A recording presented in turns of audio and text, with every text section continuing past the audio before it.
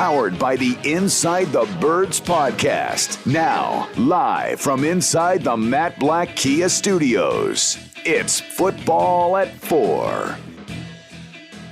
Football at 4 is powered by the Inside the Birds podcast. And, of course, Adam Caplan's in the house on a happy hour Friday. And the Eagles active today. Couple of pen to paper.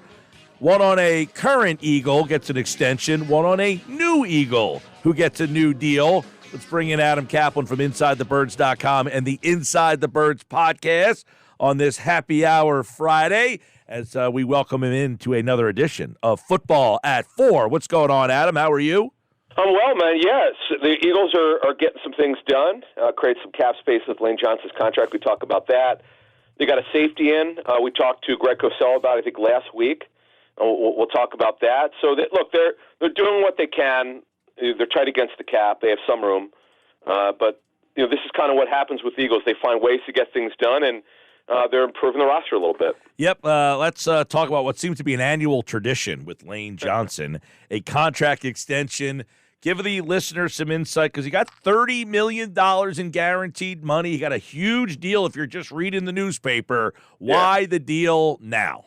Yeah, it's not quite. Yeah, he got what? Here's what happened. So our understanding is at the Combine, this all started because in terms of getting the conversation going, Lane, first of all, he did his last extension. His last real extension was a 4-year extension back late in 2019. And on that deal was $18 million a year, $54 million in total guarantees. And then what happened is, and this is where Lane doing the right thing, he restructured his contract 2020, 21. His last time that he renegotiated it for the Eagles' sake to convert cap space, to find cap space, was in September, right when the season started, September of last season. So he's always done the right thing. And here's the thing, though, and this is kind of what happens as you continue to restructure. At some point, there's not going to be any guaranteed money. And what happened was there's very little guaranteed money in his salary for 2023, excuse me. There was no guaranteed money at all in 24 and 25. 25 was the last year of his deal. So basically, because Lane had been very open. He was going to play at least 2 more years. So knowing that, the Eagles did the right thing. They extended his contract a year. They put in some real guaranteed money. It's basically a 2-year structure, as I understand it. And they were able to lower his cap number, which is $24.2 million. And that's the trade-off here, just like with Darius Slay, where Darius Slay had no guaranteed money of the $17 million. They went up carrying $24.5 million. As we outlined, we went over on our show that dropped Thursday. We went over all their deals, and we gave you a breakdown in terms that people can understand. And we'll do that next week. We'll get Johnson's breakdown. We'll explain to you what the trade-off was for both sides. But what this does, Mike, at least it says the Eagles don't have to take his replacement, at least in this year's draft, because right now there's no doubt. Well, we know he's coming back this year. That was never in question. The question is, would he come back for 24 and maybe 25? Well, the answer is certainly 23 and 24. Yes, they added a year to his extension, to his contract. But now that this alleviates the issue of him playing at least 2 more seasons, because what happens is, Mike, and this rarely happens. Just to give you an example, if a player does an extension and then retires the following year, I've seen teams ask for players' money back. So Lane's going to play 23 and 24. The question is, how's he health-wise and so forth for 2025 and 2026. Right. So I guess a follow-up question, on the impact of the draft, does that tell you that a lineman would be out at 10, or does that not change that the possibility would be there that, hey, if Paris Johnson's there, we're going to take him? Well, it lowers the possibility. So the percentage-wise for a tackle is reduced significantly because, remember, Mailata is very young.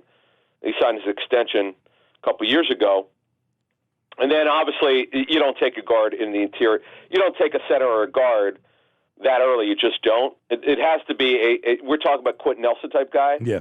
And we have not heard anyone like that. So well, because the kid Skronsky can play. He's an inside. He can play inside, right? But it just and remember Cam Jurgens. Yes, he's Kelsey's replacement. But what do they do now with Driscoll and Jurgens at right guard? Because that job's over with Isaac Seumalo signing a 3-year deal. Though I'm told it's got a 1-year structure with the Steelers.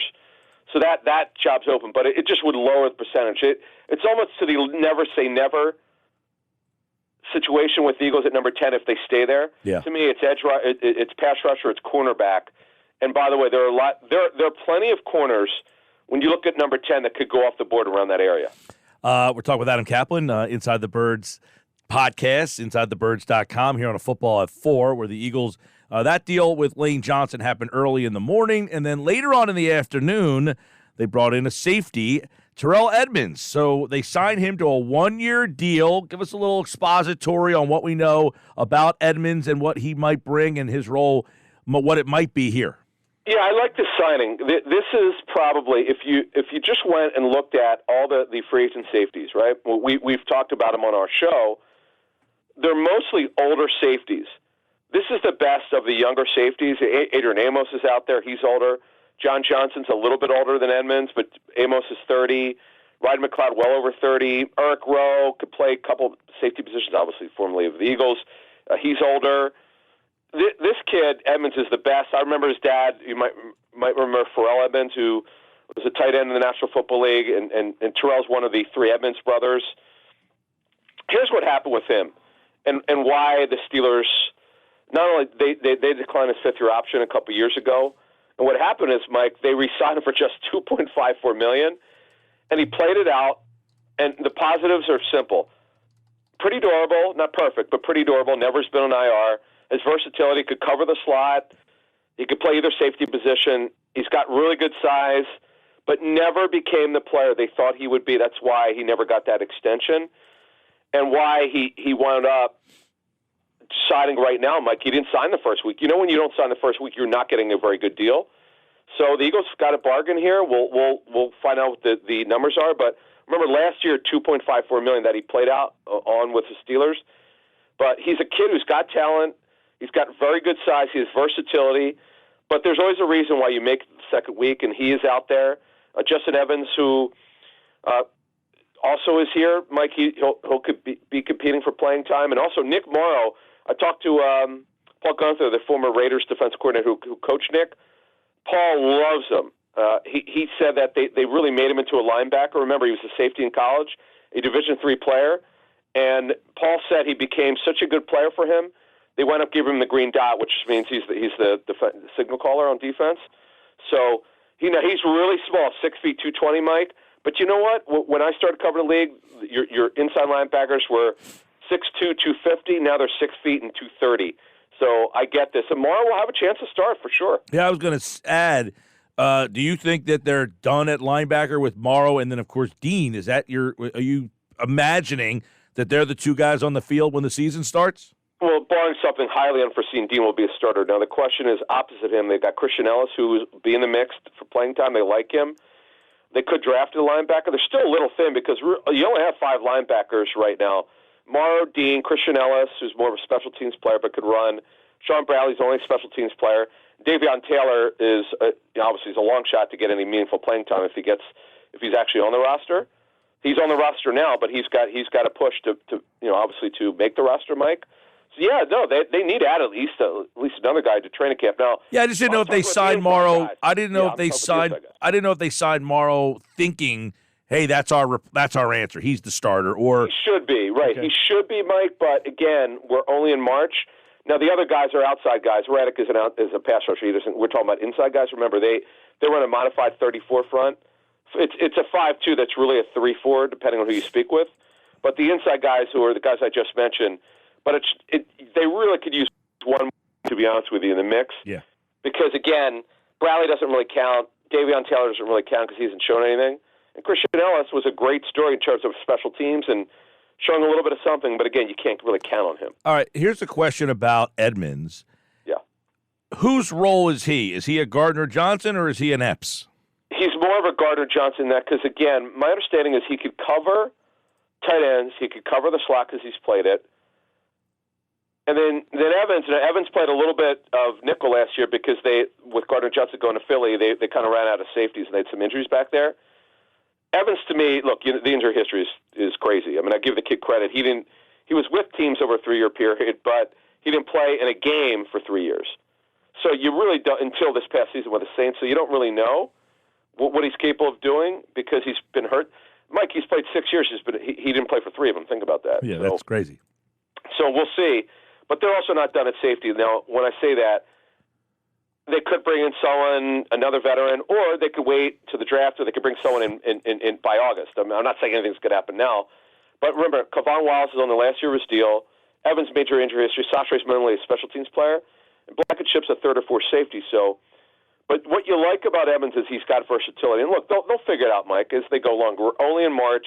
We keep telling people that. I don't really worry about signings right now. It's what is the product going to look like in September? That's all that really matters. Well, right, and you brought up Blankenship. I mean, it sounds like you don't think they view him as a starting player. No, we've been saying it now for a couple months. He's been a great story of development. Here's the thing is you can't make up the athleticism, lack of it. He's a really smart player. As one source told me, he knows where he wants to go, but he can't always get there because he's just not fast. But he's super smart, instinctive, and just a really good story, but he's more of a third or fourth safety. And here's the thing, he's not going to win in matchups. That's why Terrell Edmunds is better than him. Why? Forget about being a first-round pick. That doesn't matter anymore. What matters is what you could do at this level. Edmunds can cover the slot, and you can match up a little bit. And by the way, he has got a really good build. It's just that he never lived up to that vertical that he had, which I think was like 40 at the combine, 40 or 41. But the bottom line is he's got versatility. He never became, though, the player the Steelers thought he was going to be. Adam Caplan, football at 4. Taver Johnson, another defensive backs coach. I mean, they're starting to, they got more coaches in the D backfield than they do safeties right now. There was a running joke around the Eagles that the assistants would have assistants. It's just kind of funny. The Eagles have the most robust coaching staff. Yeah, this is 3 DBs coaches. Now, Mike, we don't know yet who's going to lead. Now, is Taver Johnson, who's got the most experience of the 3? In terms of coaching at the collegiate level, he does have experience at the pro level, but mostly from college. And he was the defensive pass game coordinator and safeties coach for Eastern Michigan, and he's been a D coordinator. Remember now, the Eagles have 2. It's really crazy. The Eagles have a minimum of 2 coaches on their defensive staff who coached at Temple, and they were both defensive coordinators. I don't know how to explain that one. I don't know if Nick Sirianni knew people from Temple or whatever. Did he know Taver Johnson? But, yeah, he's the second former Temple defensive coordinator now on the Eagles staff. So, yeah, now, here's the next thing moving forward here. They still have defensive quality control to fill out. And remember now, the Eagles have not announced their staff. Now, I know it's crazy this late, but the 49ers just finalized their staff and just announced a couple days ago. Yeah, and you that's the one thing, a lot of conversation about, this offseason. The Eagles they retained a lot. They brought a couple of pieces in. I guess the biggest change for them has been in their coaching staff. Yeah, and again, as Mosher said on our show, and he's right, they could sneak one past the goalie, so to speak. They could, and this happens, teams will announce their staffs, you go, wow, this was never, no one ever reported it, and it was never announced until they announced it, until they actually put the whole staff out.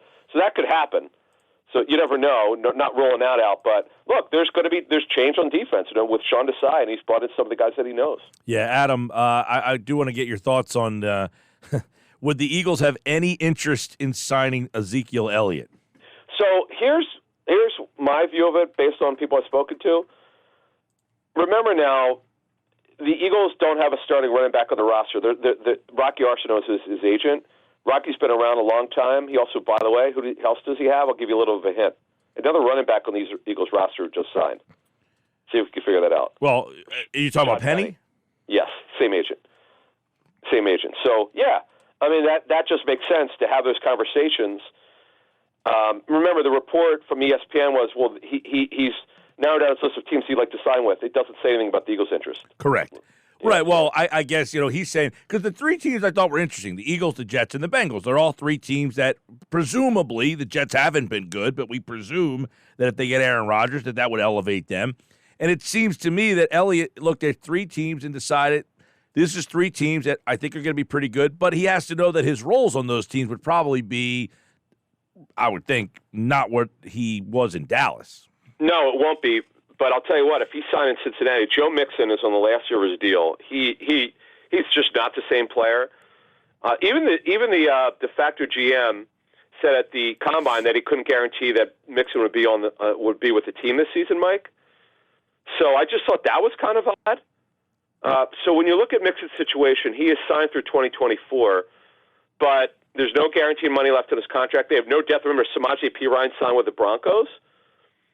And the Jets actually have a decent amount of depth, but with Elliott, he's kind of a part-time player. But the one thing he could give the Eagles if he signed there, they don't have a closer. If they get a lead, who's going to be the guy who's going to carry the ball? Well, and I would imagine, Adam, that if you have a guy like Elliott, you could 3rd down and 1, 4th down and 1, hand it to him instead of having to use Hurts so much.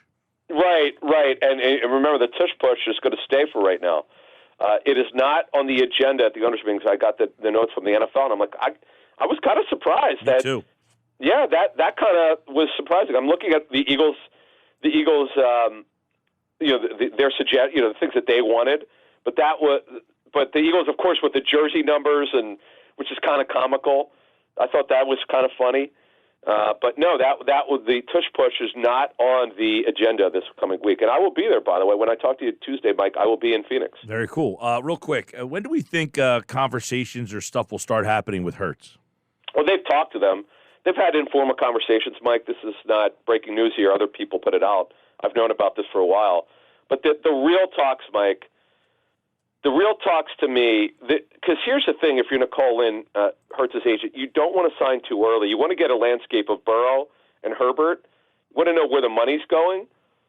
Look, the Eagles, we know this. They've been out in front. They want this done. It's just, what is Hurts' timeline? That's what they have to get through, and he's got to be careful not to sign too early and to get a deal that is undervalued. All right, football at 4, Adam Caplan. A lot happening. Lane Johnson, he is signed to an extension, and they bring in Terrell Edmunds today. Looks like a safety, and, of course, all the stuff that they've done leading up. We've got about 1 month to go and 3 days until the NFL draft. Oh. Pick number 10 will be highly conversated between now and then, and whatever else happens with the Eagles, the Inside the Birds podcast, and right here on Football at 4. Adam is back on Tuesday. Have a great weekend, man. All right, man. Thank you. Same to you. All right, Adam Caplan here on the Sports Bash Live, 97.3 ESPN, the 97.3 ESPN free mobile app.